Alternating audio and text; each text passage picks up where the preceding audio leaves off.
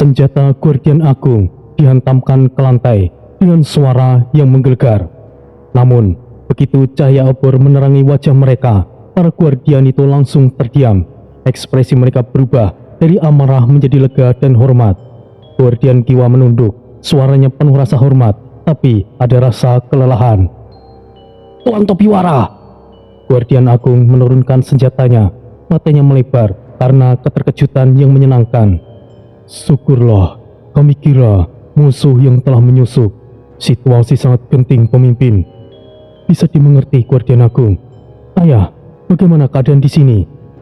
Dari belakang, Pitwara keluar dari bayangan pilar. Tubuhnya tenang, meskipun ada luka gores kecil di lengannya dari pertarungan sebelumnya. Tatapannya sama sekali tidak terguncang, tapi ada kekhawatiran tersembunyi untuk anaknya. Pintu keluar sudah tertutup, bukan? Aku tahu ini akan terjadi, anakku. Dan racun itu juga sedang mendekat. Kita harus segera bergerak. Kemana kita akan pergi, Tuan Pitwara? Kalau kita naik, kita pasti mati terkepung asap. Kalau tetap di sini, kita juga akan mati. Pitwara mengangkat tangannya, menunjuk ke tangga menurun yang gelap di sudut ruangan. Suaranya tenang tapi tegas, mencoba menenangkan kelompok yang mulai gelisah. Tenanglah menantuku. Kita akan pergi ke lantai terbawah. Di sana, satu-satunya jalan keluar mungkin. Kenapa harus dengan mungkin, ayah? Apakah yang kau maksud adalah kolam guntur? Pitwara mengangguk, matanya menatap ke anaknya dengan kebanggaan campur khawatir. Ya, kau akan tahu nanti, anakku. Sekarang, kita harus bergegas. Guardian Tangan mendekat, memeriksa pintu masuk lorong. Wajahnya penuh kewaspadaan dan sedikit ketakutan. Tuan Pitwara, racun sudah berada di lorong atas. Kita tidak punya waktu. Maksimal 10 menit sebelum mencapai sini. Apakah kolam itu aman untuk semua? Aku ingat terakhir kali, energinya hampir tidak terkendali. Pitwara mengangguk tegas. Suaranya penuh keyakinan untuk menguatkan yang lain.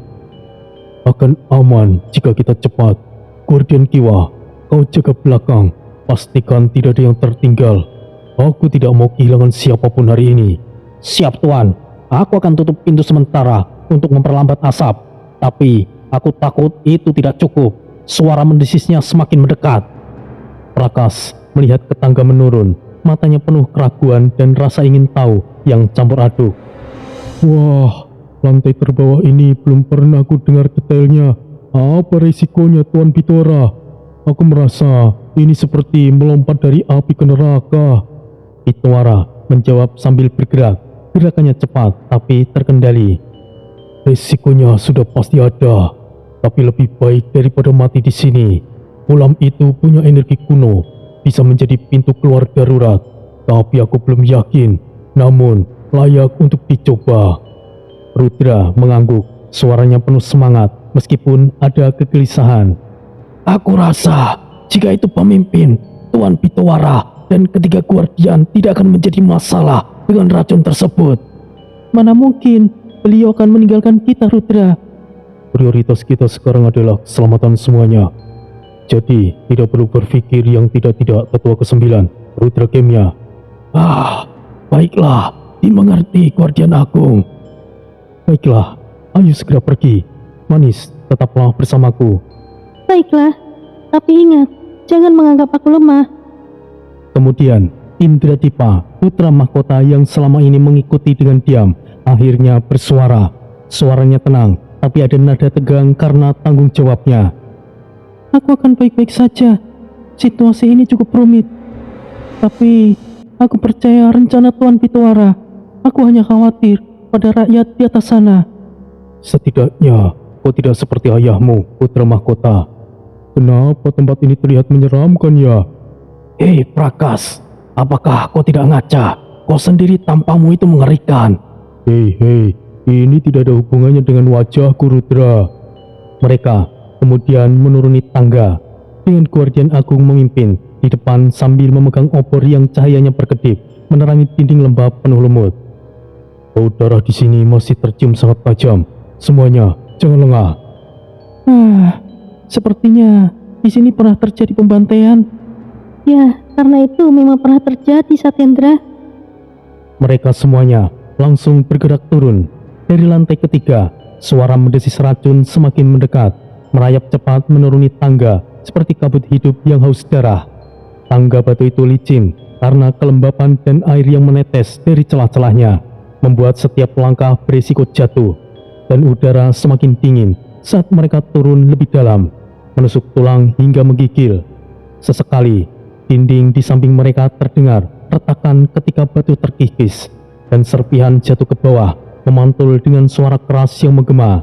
Satendra menoleh panik memegang dinding untuk keseimbangan, wajahnya penuh ketakutan yang nyata. Wah, sangat berbahaya. Terkena itu, pasti kita akan mencair. Tidak perlu panik, jangan berhenti, lanjut.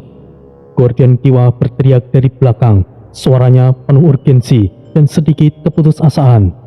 Asap sudah sampai di lantai 2. Aku bisa melihat dinding mulai meleleh.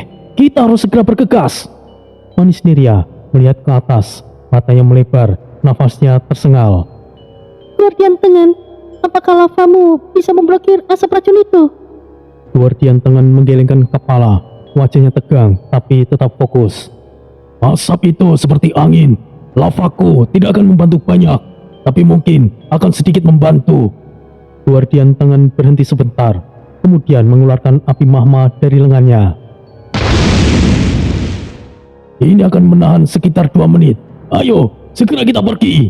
Mereka segera berlari. Prakas tersandung. Waduh, batu sialan. Topiwara mendekat ke arah ayahnya. Ayah, apa kau yakin dengan ini? Jangan khawatirkan soal itu sekarang, anakku. Lantai 4 sudah dekat. Kita hampir sampai.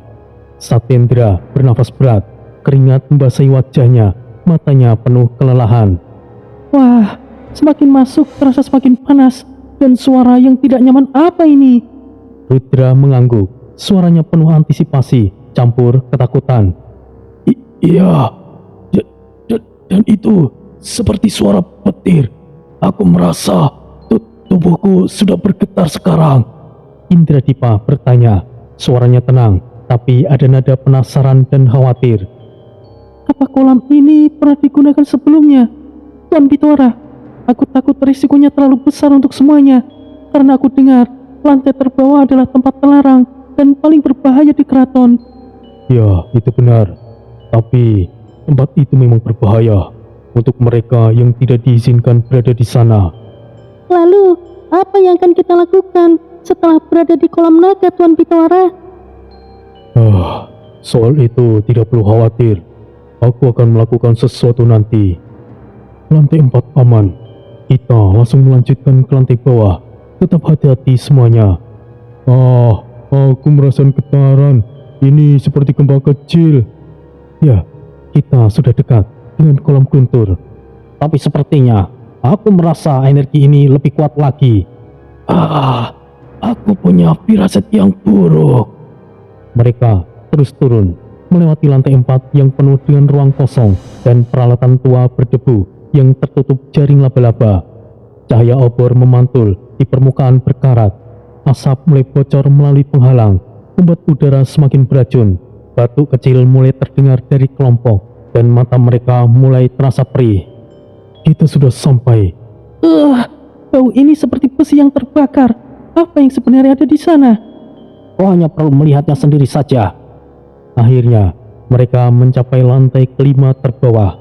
Ruangan itu lebih luas, dengan dinding batu yang diukir simbol kuno, seperti lingkaran dan pola petir. Di tengahnya, ada sebuah kolam berisi cairan biru berkilat yang bergejolak, dengan percikan listrik yang menyambar-nyambar di permukaan air itu, seperti ular listrik yang marah. Suara bergema setiap kali petir meledak kecil di dalam air, dan udara terasa bermuatan listrik, membuat rambut mereka berdiri dan kulit merinding karena sensasi kesemutan. Kolam guntur ini diganas saat terakhir aku lihat. Semuanya tetaplah di sini. Apa yang akan kulakukan, ayah? Perhatikan saja anakku. Guardian Agung melihat ke kolam dengan hati-hati. Matanya penuh kekaguman dan campur takut. Tuan, energi ini sangat kuat. Apakah aman untuk Anda masuk? Aku khawatir. Pitawara mengangguk, suaranya penuh keyakinan meskipun ada sedikit keraguan. Tidak perlu kau cemaskan, Guardian Agung. Disinilah aku berada selama beberapa tahun. Manis Niria mendekat ke tepi kolam, matanya melebar karena keajaiban yang dilihatnya, tapi hatinya tetap tegang. Aku pernah melihat simbol di dinding altar saat itu. Apakah itu seperti mantra pemanggilan? Aku penasaran, tapi aku juga takut. Pitawara menjawab singkat, fokus yang tidak tergoyahkan. Kau benar menantuku, bahkan melihatnya sendiri. Rudra memeriksa pintu masuk, wajahnya penuh kewaspadaan, tangannya siap di senjatanya. Asap sudah sampai di tengah terakhir. Kita punya waktu sekitar 3 menit hingga asap itu sampai kemari. Apa yang akan sekarang kita lakukan? Itu benar. Jika ada yang bisa aku lakukan, maka akan aku lakukan. Itu tidak perlu. Topiwara, tetaplah di belakang. Semuanya, tunggulah sebentar. Ayah, hati-hatilah. Aku sudah merasakan sendiri energi petirnya. Jadi aku harap kau baik-baik saja, ayah. Tenanglah anakku. Ayahmu ini akan baik-baik saja. Semoga. Tuan Pitawara, jangan lakukan hal nekat. Itu benar. Kita semuanya mungkin bisa membantu. Tuan Pitawara, jangan bercanda saat situasi sedang genting. Kau masih cukup memahamiku, Guardian Kiwa. Baiklah, tunggulah di sini semuanya. Pitawara melangkah ke tepi, lalu tanpa ragu masuk ke dalam kolam. Air bercampur petir itu menyambar tubuhnya, membuat percikan listrik melompat ke udara seperti ledakan kecil. Tapi ia tetap berdiri tegak, tubuhnya bergetar sedikit karena energi yang menyakitkan. Tapi tatapannya tetap fokus, wajahnya berkeringat karena usaha untuk menahan. Leluhur naga guntur, tunjukkan dirimu.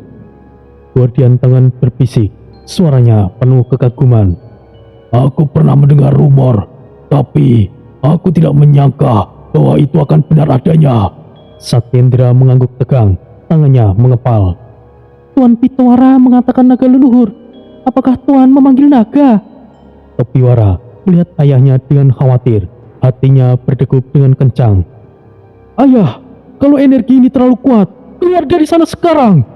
Pitawara menggelengkan kepala, suaranya tegas meski ada rasa sakit di seluruh tubuhnya. Tidak anakku, ini masih belum apa-apa. Tunggulah, percayalah padaku. Petirnya semakin liar. Apakah ini akan baik-baik saja? Mana ada yang baik-baik saja, Nyonya. Ini sangat gawat. Gawat? Benarkah? Jadi, sekarang kita akan tamat. Hentikan omong kosongmu itu, Prakas. Aku percaya, Tuan Pitawara pasti berhasil. Tiba-tiba, air bergemuruh. Suara seperti ombak yang mengamuk menggema di ruangan. Gelombang besar naik di tengah kolam, membuat air memercik ke tepi dan menyambar dinding dengan percikan listrik yang menyengat, meninggalkan bekas kosong.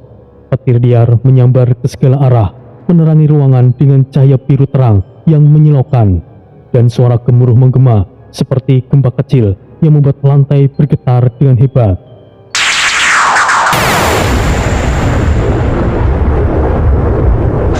Dari dalam kolam muncul sosok raksasa, seekor naga dengan sisik berkilauan emas bercampur biru. Tubuhnya panjang melingkar di udara seperti ular raksasa. Matanya menyala bagaikan bara listrik yang membara. Sisiknya memantulkan cahaya petir, dan ekornya menyentuh dasar kolam, membuat riak energi yang menyambar ke seluruh ruangan, membuat udara semakin bermuatan hingga percikan kecil terlihat di udara. Guardian Agung dan dua lainnya langsung berlutut. Senjata mereka jatuh ke lantai dengan dentang. Wajah mereka penuh kekaguman dan ketakutan suci. Mustahil! Leluhur naga! Guardian Kiwa gemetar. Suaranya ikut gemetar karena emosi yang meluap. Ini adalah Kugalong. Aku tidak percaya dengan apa yang aku lihat. Sungguh menakjubkan. Sosok naga petir itu menatap semua orang dengan tajam. Matanya menyipit, seolah menilai jiwa mereka. Suaranya berat, bergema langsung ke telinga tanpa perantara, seperti getaran di udara yang membuat tulang bergetar. Kenapa kau membangunkan aku, Pitawara? Leluhur, kami butuh bantuanmu. Aku tahu apa yang sedang terjadi. Tapi tatapannya beralih ke arah Topiwara. Matanya menyipit seolah memindai. Ada rasa penasaran di suaranya. Hei kau nak, dari pertama kali kau datang menyerap inti naga gunturku, aku sudah merasakan sesuatu. Ada darah yang familiar di dalam dirimu. Topiwara menunduk, lalu bersuara tegas. Suaranya penuh hormat, tapi ada kegembiraan karena pengakuan.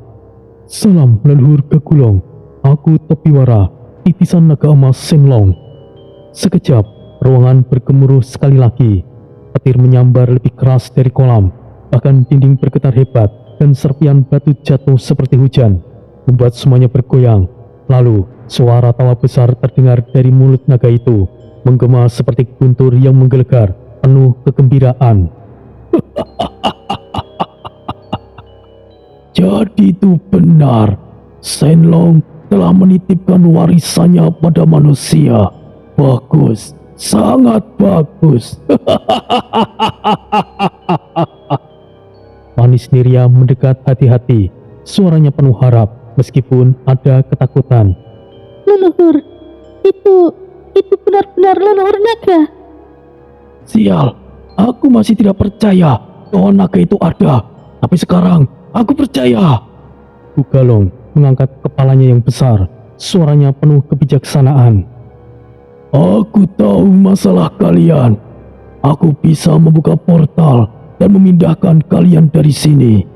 Pitawara mengangguk, wajahnya penuh keyakinan meskipun ia lelah. Siap, terima kasih leluhur. Prakas bertanya, suaranya penuh rasa ingin tahu dan urgensi. Portal, memindahkan, maksudnya apa ya? Bugalong menjawab, suaranya bergema.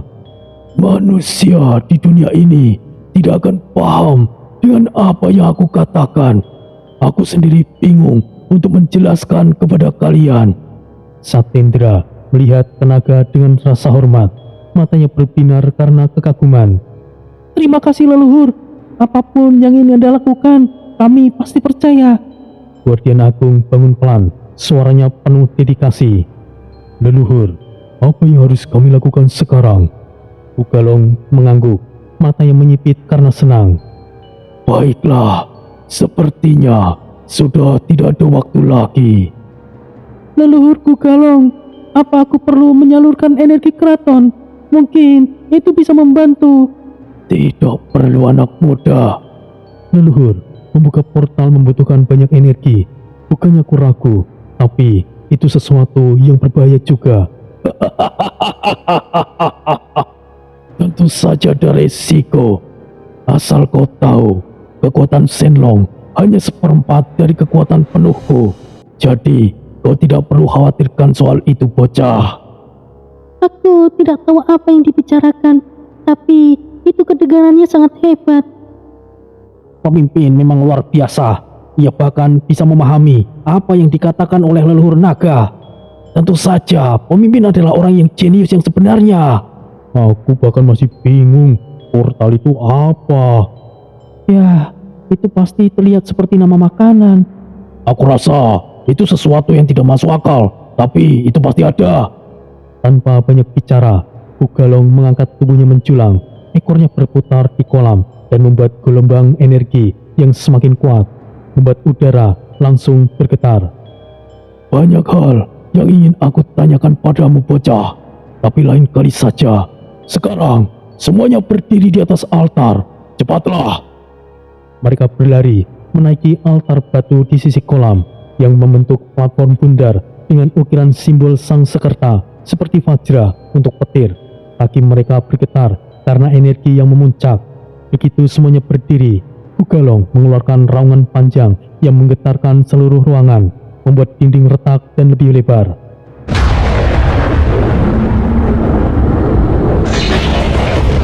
Petir mendadak di sekeliling mereka.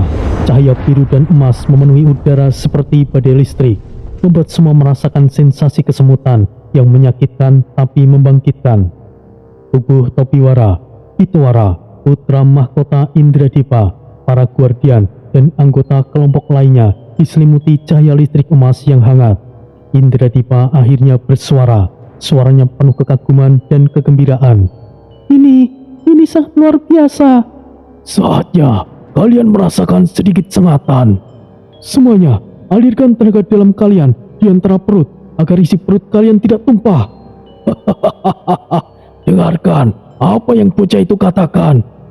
Bersiaplah semuanya. Aku merasa tidak nyaman dengan ini. Sial, aku seperti terbang, tapi perasaan tidak enak apa ini? Aku merasa ditarik. Sial, aku tiba-tiba merinding. Jangan banyak bicara, tetap tenang semuanya. Padahal kau sendiri panik, Guardian Agung. Itu tidak bisa dipungkiri.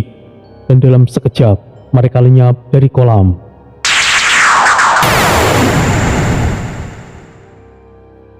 Tubuh mereka menembus dinding tebal batu dengan sensasi seperti ditarik melalui terowongan angin kencang, menembus lapisan tanah tebal yang gelap dan lembab, hingga muncul di langit terbuka di atas keraton. Angin kencang menyambut mereka, membawa bau segar hujan dan tanah basah. Dan di bawah terlihat kerumunan orang di halaman keraton yang kacau karena serangan sebelumnya, dengan asap hitam masih mengepul di beberapa bangunan. Di tengah perayaan keraton yang kacau, ribuan orang tiba-tiba melihat bayangan raksasa di langit. Seekor naga emas bercahaya melayang, tubuhnya menyelimuti istana seperti pelindung raksasa yang megah. Petir berputar di sekelilingnya, menyambar awan dan membuat suara gemuruh yang menggetarkan tanah, menerangi langit siang yang mendung.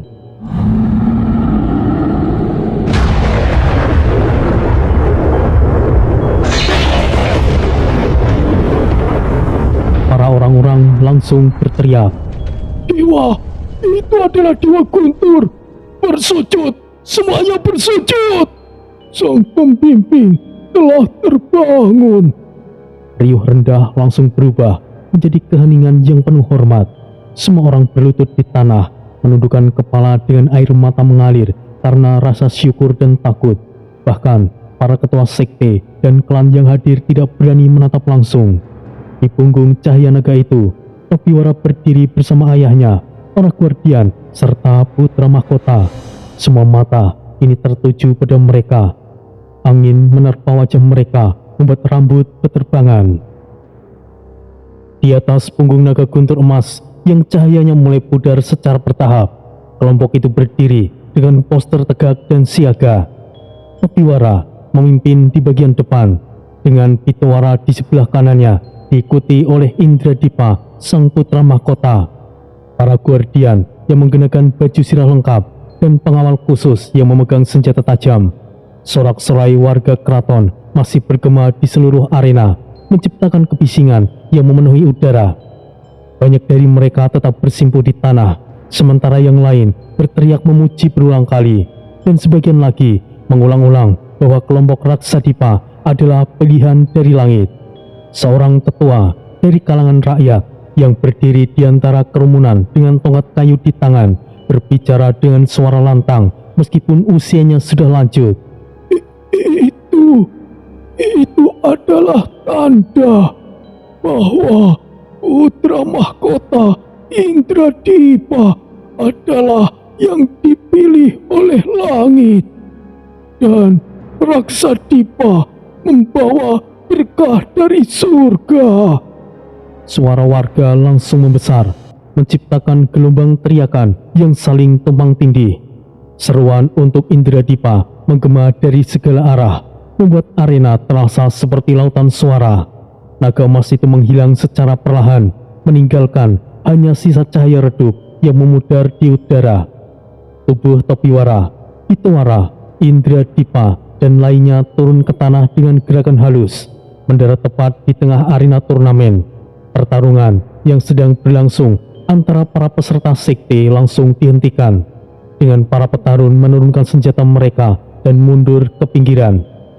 Para pemimpin sekte yang hadir di tribun mulai saling berbisik. Mata mereka tertuju pada kelompok yang baru mendarat, dari aliansi Sabta Dharma, aliansi Anihita Dharma, hingga kultus iblis dan Illuminati. Ekspresi mereka bervariasi.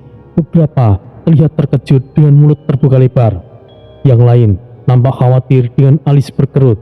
Dan ada juga yang mulai menyusun strategi dengan pandangan tajam ke arah rekan mereka. Seorang pemimpin dari aliansi Sabta Dharma berbisik ke rekannya di sebelahnya. Ini bukanlah petanda biasa. Naga guntur emas belum pernah muncul seperti ini sebelumnya. Apa ini artinya bagi kesimpulan sekte kita? Bisa jadi Raksadipa sedang naik daun. Kita harus waspada. Jangan sampai ini mengganggu aliansi kita. Di sisi lain, seorang kultus iblis tertawa pelan. Lihatlah itu. Kekuatan seperti ini bisa kita manfaatkan. Mungkin saatnya kita mendekati mereka. Ya, itu benar. Tapi kalau salah langkah, kita bisa menjadi musuh mereka. Lebih baik tahan dan tunggu dulu. Anggota kultus iblis itu menggelengkan kepalanya. Tidak. Ini adalah kesempatan. Jika kita mendukung sekarang, kita pasti akan mendapat bagian. Tapi Illuminati sudah bergerak duluan. Mereka selalu punya rencana rahasia. Wajah Raja Banyu Geni nampak pucat, dengan urat di lehernya menonjol karena menahan rasa kesal yang mendalam. Geramnya terlihat dari cara ia menggigit bibir bawahnya, tapi ia memaksa bibirnya tersenyum lebar untuk menutupi itu. Ia tahu rencananya telah gagal total. Ia ingin Indradipa mati di ruangan bawah tanah keraton, tapi sekarang anak itu justru menjadi pusat pemujaan rakyat. Raja Banyu Geni berpikir dalam hati sambil mengepalkan tangan di balik jubahnya. Sial, aku gagal. Tapi aku tidak boleh menunjukkan kelemahanku. Jika aku salah langkah, rakyat akan berbalik dan mendukung Indradipa sepenuhnya. Ia melangkah maju ke tepi panggung. Suaranya keras dan bergema, menutupi riuh penonton yang masih berteriak. Rakyatku semuanya, inilah kejutan yang telah lama aku sembunyikan. Dan hari ini kalian menyaksikan anugerah besar. Naga Guntur telah memberi tanda restunya di keraton kita.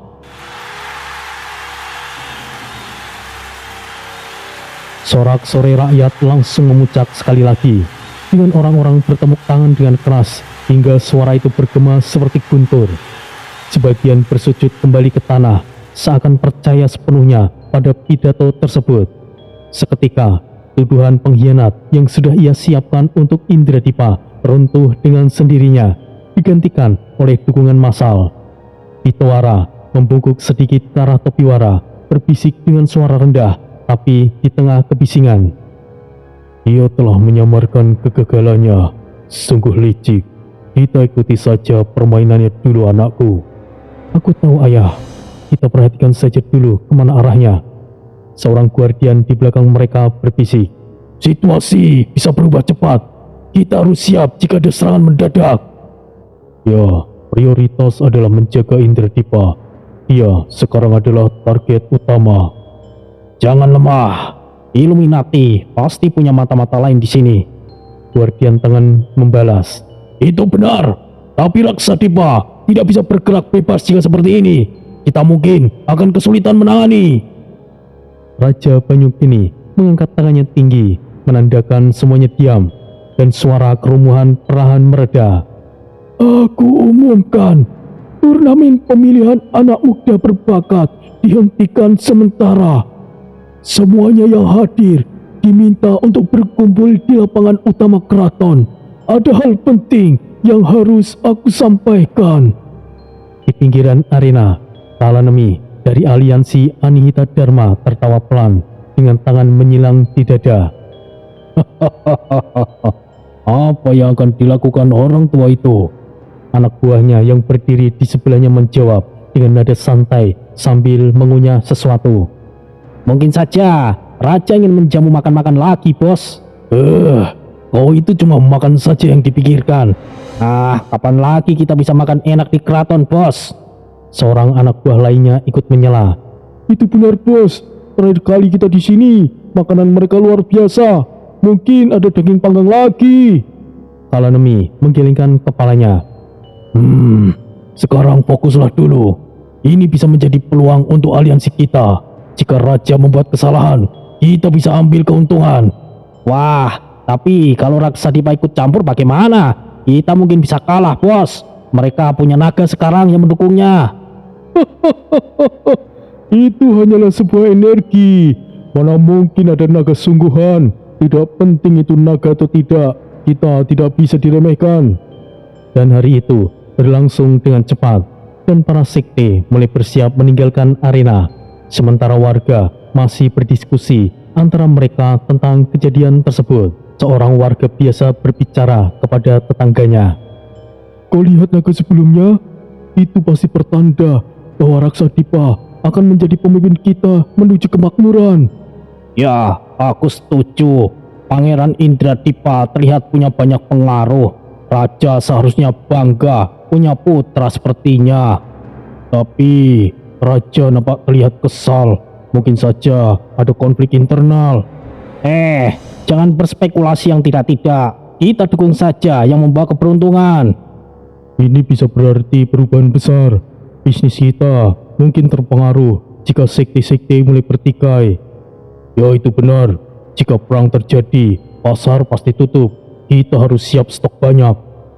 Atau mungkin kita bisa mendukung Raksa Dipa. Mereka kelihatan akan menang.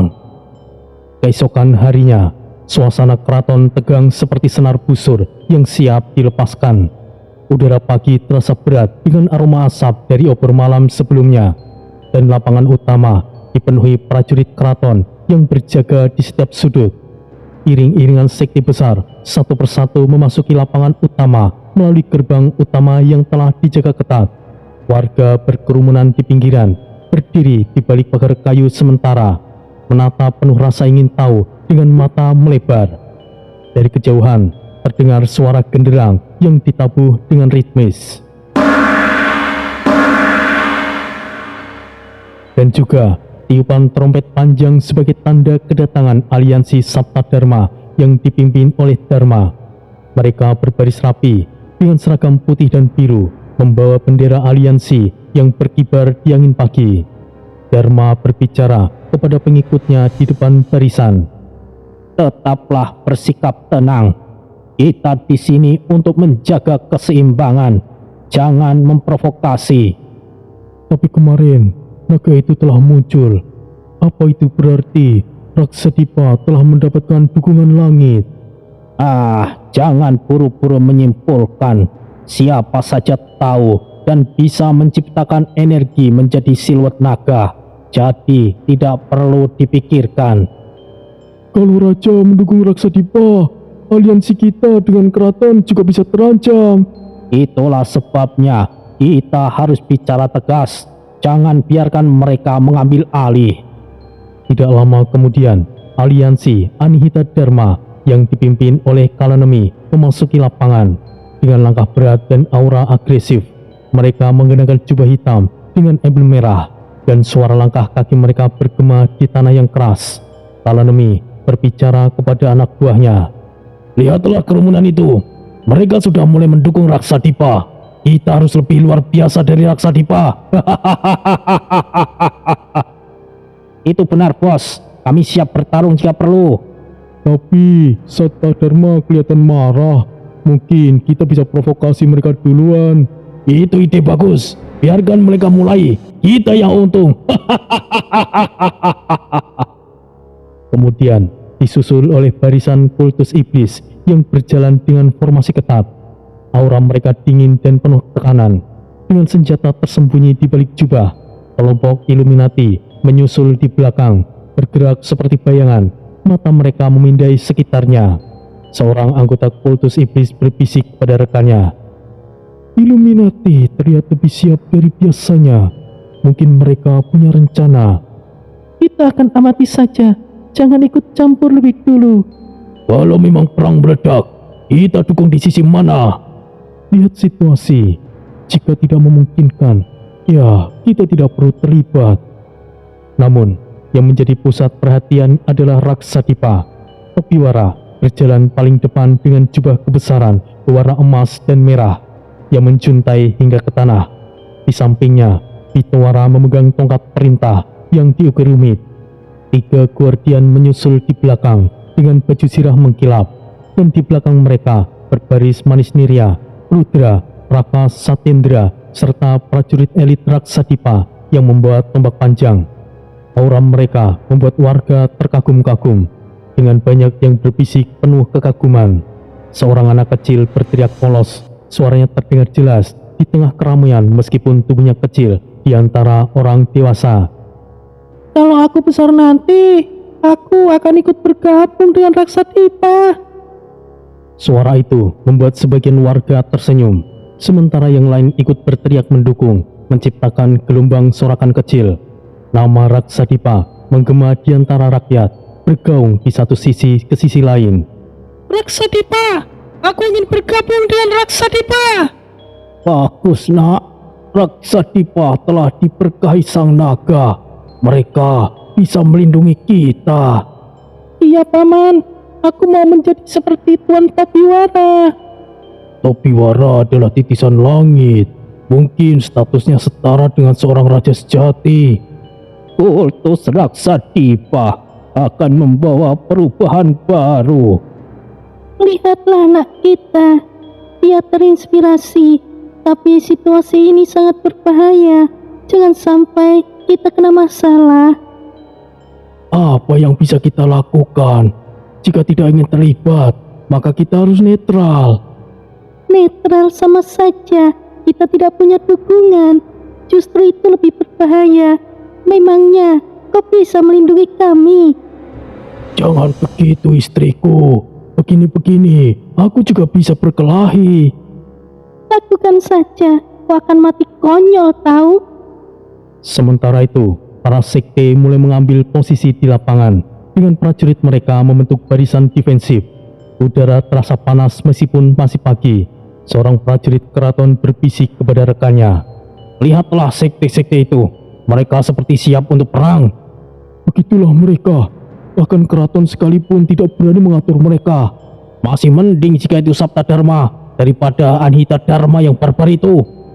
Namun, di tempat lain, tempat balerung kecil yang lebih gelap di sudut keraton. Ruangan itu dengan dinding batu tebal dengan pencahayaan redup di obor dinding. Raja Banyugeni sedang berlutut di lantai dingin. Tubuhnya bergetar ringan, keringatnya menetes dari dahinya. Di hadapannya berdiri sosok misterius. Wajahnya diselimuti bayangan dari tudung hitam. Matanya merah menyala, terlihat jelas seperti bara api. Sosok itu berbicara dengan suara rendah tapi menekan. Setiap kata seperti tekanan yang berat. Rencanamu telah gagal, tapi kita akan siapkan jebakan berikutnya. Di lapangan utama nanti, semua yang menolak tunduk akan dimusnahkan. Kali ini, aku tidak ingin ada kegagalan. Raja Banyugeni menunduk semakin dalam. Suaranya gemetar saat menjawab. Tuan, rakyat sudah berpihak pada Indradipa. Bagaimana jika mereka melawan? Apa yang kau takutkan dari rakyat jelata? Kami sekte Illuminati sudah menyusup hampir ke semua sekte. Mereka tidak akan sempat untuk melawan. Pastikan kali ini tidak ada kegagalan. Kau tahu konsekuensinya bukan? Aku mengerti. Pastikan pidatomu memicu reaksi. Biarkan fraksi putih terpancing lebih dulu. Kita akan gunakan itu sebagai alasan untuk menyerang. Baik Tuan, aku akan mengatakan bahwa keraton sudah menjadi milik Raksadipa. Itu pasti akan membuat Sabta Dharma terpancing amarah. Bagus, ini kesempatan terakhirmu. Jika gagal, maka keraton akan runtuh bersamamu.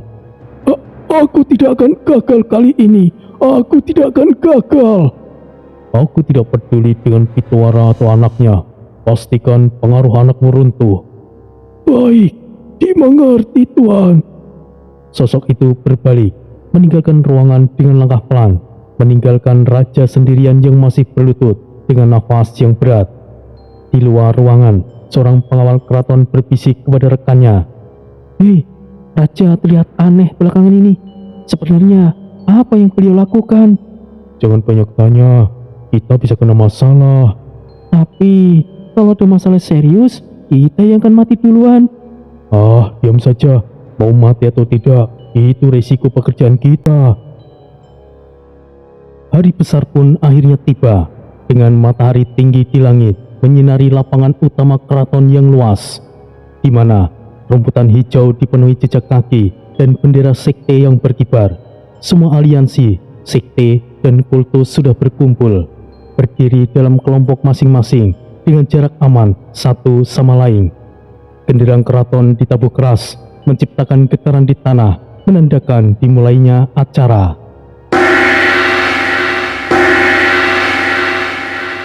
Raja Banyugeni berdiri di panggung kayu yang ditinggikan.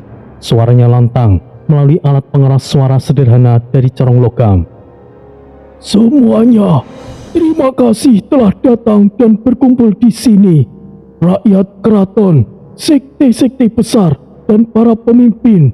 Hari ini adalah hari baik, hari berkah bagi keraton."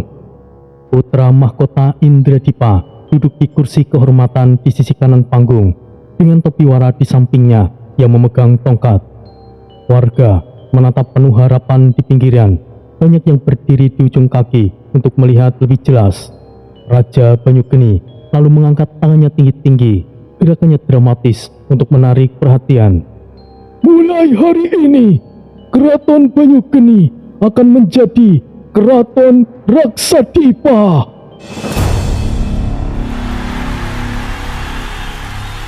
Suara tepuk tangan dari sebagian kerumunan bercampur dengan teriakan dukungan, tapi juga kecaman keras dari yang lain, menciptakan kekacauan suara yang saling bertabrakan seperti gelombang. Talanemi dari Anihita Dharma berdiri di tempatnya, tertawa keras sambil menepuk tangan. "Bocah itu, aku tidak menyangka ia bisa menundukkan keraton secepat ini. Ini sangat menarik." "Benar, bos. Ini peluang bagus buat kita. Kita bisa ambil bagian." "Ya, kita tunggu saja dan lihat reaksi yang lain." Sabda Dharma pasti marah besar. Secara keraton cukup dekat dengan fraksi putih, bukan? "Ya, itu benar. Kita akan ikuti arus saja. Siapa yang paling menguntungkan, maka kita akan mendukungnya." Namun Dharma dari Sabta Dharma segera berdiri, wajahnya tegas dengan tangan mengepal. "Ini tidak bisa diterima. Keraton sudah berdiri beberapa generasi. Ini adalah invasi. Raksadipa telah melakukan kejahatan." Suasana memanas seketika, dengan perdebatan meledak di antara para sekte. Suara saling sahut mulai bergema. Seorang pemimpin sekte dari Sabta Dharma berdiri dan berteriak, "Keraton seharusnya menjadi simbol keseimbangan. Raksadipa tidak bisa mengambil alih begitu saja." Seorang kultus dari Anihita Dharma langsung membalas dengan suara keras, "Bilang saja kau terlalu takut pada perubahan." "Kalian dari fraksi hitam selalu bertindak untuk diri kalian sendiri. Ini menyangkut keseimbangan, tradisi leluhur. Kalian hanya memikirkan diri kalian sendiri." "Tradisi kalian sudah usang. Apa yang dikatakan pada dasarnya itu omong kosong." "Naga itu bisa menjadi tipuan. Kalian percaya begitu saja? Ini konspirasi untuk ambil alih keraton." "Oh, tipuan. Ratusan saksi telah melihat. Jika kalian bisa melakukan tipuan seperti itu, kenapa tidak kalian coba lakukan?" Seorang anggota kultus iblis ikut campur. Suaranya begitu dingin. Kalian berdua terlalu berisik. Selagi kalian bertengkar, para anggota sekte Illuminati bisa memotong leher kalian. Mereka punya pengaruh di mana-mana. Mungkin di sebelah kalian adalah sekte Illuminati."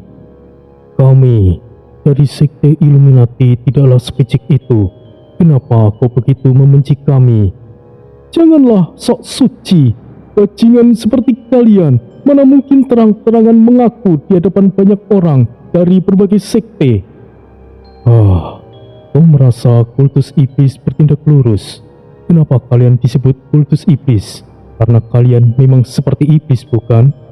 Oh, mulutmu sungguh kurang ajar.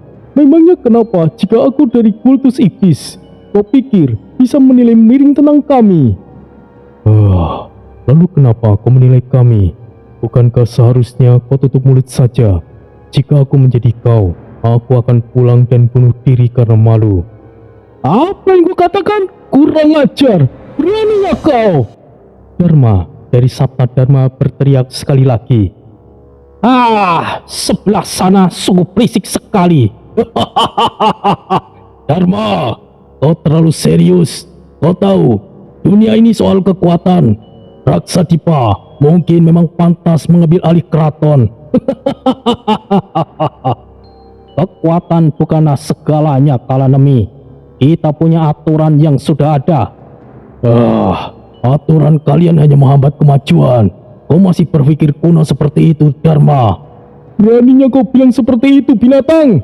Hei, siapa yang kau sebut binatang, Banci? Dari kerumunan warga, seorang warga mulai berteriak. Wah, mereka mulai ribut.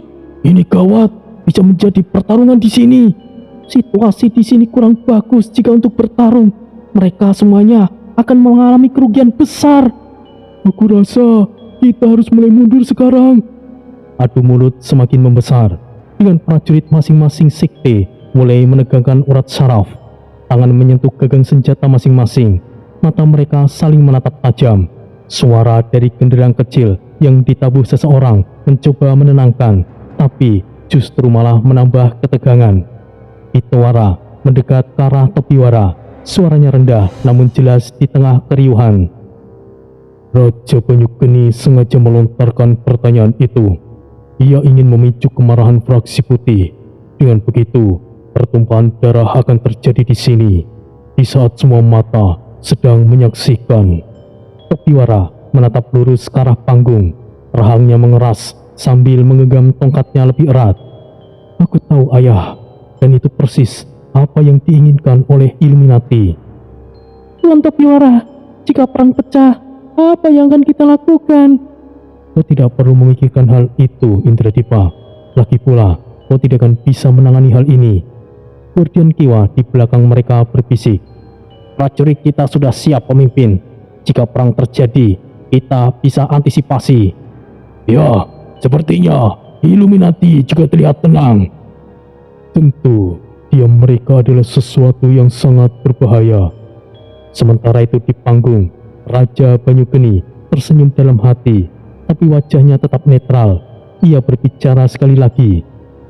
Tenang semuanya, ini untuk kebaikan bersama. Raksadipa akan membawa kemakmuran. Dharma membalas secara langsung. Kebaikan, ini adalah tirani. Ini seru, ini sangat seru, Dharma. Diamlah kau, Kalanemi. Kalian juga sama saja. Tua bangka, apa maksud dari ucapanmu? Kenapa? Apakah kau tuli atau bagaimana? Seseorang dari pemimpin kultus iblis berteriak. Kenapa kalian berdua ini selalu beda paham? Ini masalah orang lain. Kenapa kalian begitu sewot? Dharma dan Kalanemi menatap bersamaan. Situasi semakin memanas. Pengikut Illuminati berbisik ke arah rekannya. Mereka ternyata begitu bodoh. Ya, memang seperti itulah mereka. Ini akan menjadi kesempatan kita. Jadi, bersiaplah. Benar, saat waktunya tiba, kita akan bereaksi. Bisik-bisik para anggota Illuminati terdengar oleh seorang pengikut Sabta Dharma. Kalian adalah biangnya. Kenapa tidak mengaku saja? Tapi para anggota Illuminati hanya diam tanpa menjawab. Justru pengikut Anihita Dharma membalas. Kenapa kau malah menjadi orang tolol? Memangnya mereka bicara apa sampai kau ngotot seperti itu? Apa? Siapa yang kau sebut tolol? Aku tahu, ternyata kalian jual diri ke Illuminati ya? Bicaralah sampai mulutmu sumbing. Kalian ini sok suci, padahal kalian ini lebih buruk dari kotoran. Provokasi demi provokasi terus meningkat dan ketegangan semakin memuncak. Dari pihak Raksadipa, Manis Nirya berbisik ke arah Rudra. Sepertinya ini akan menjadi semakin rumit. Biarlah jika begitu. Kita hanya menunggu perintah dari pemimpin jika kita terbawa arus. Sebenarnya ini bukan masalah mereka kan? Kenapa ini menjadi seperti ini? Satendra berbicara pelan. Situasi ini menjadi kesempatan mereka untuk berselisih. Dan yang jelas, kita Raksadipa akan dijadikan kambing hitamnya. Manis Nirya membalas. Biarkan saja. Jika mereka meremehkan kita, maka mereka akan menyesal. Perselisihan semakin memanas. Seorang pemimpin dari Sabta Dharma berteriak ke arah kultus iblis. Kalian semuanya adalah orang-orang menyimpang. Kenapa tidak mati saja sana? Anggota kultus iblis membalas. Kalian pikir kalian yang paling benar. Sungguh kalian orang-orang yang tidak tahu malu. Hei, apa kau bisa mempertanggungjawabkan ucapanmu itu? Bukankah itu fakta? Mana yang harus aku pertanggungjawabkan dari ucapanku? Diamlah kau, iblis busuk! Ya, ini baru seru. Lanjutkan! Hei hewan buas, kau tidak usah ikut campur. Lebih baik kau tutup mulutmu. Ya, memangnya kenapa Dharma? Ini tempatmu apa? Kenapa kalian selalu ikut campur, brengsek? Kau itu yang brengsek. Ngaca kau Dharma. Kenapa kau ikut campur urusan keraton? Kemarilah, akan aku patahkan lehermu. Kau semakin arogan saja Kalanemi. Kau pikir aku takut? Ketegangan terus naik dengan suara dari pedang yang disentuh dengan ringan. Dan semua yang ada di lapangan itu tahu percikan kecil saja bisa menyalakan api besar. Para prajurit mulai maju selangkah, mata mereka saling menatap, tapi perdebatan verbal masih mendominasi, menciptakan suasana seperti bom waktu yang siap untuk meledak.